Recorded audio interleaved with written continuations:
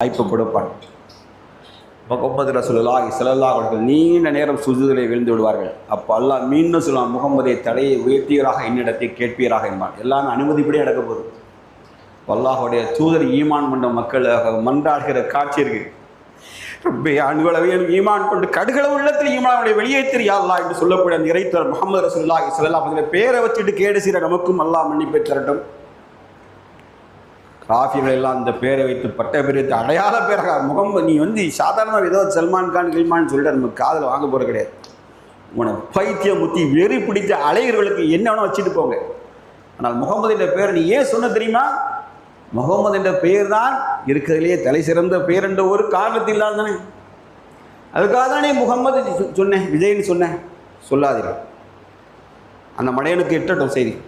சொல்லாதீர்கள், நான் அவரை எந்த குறையும் சொல்ல மாட்டேன். அவர்கள் அப்படித்தான். அவர்கள்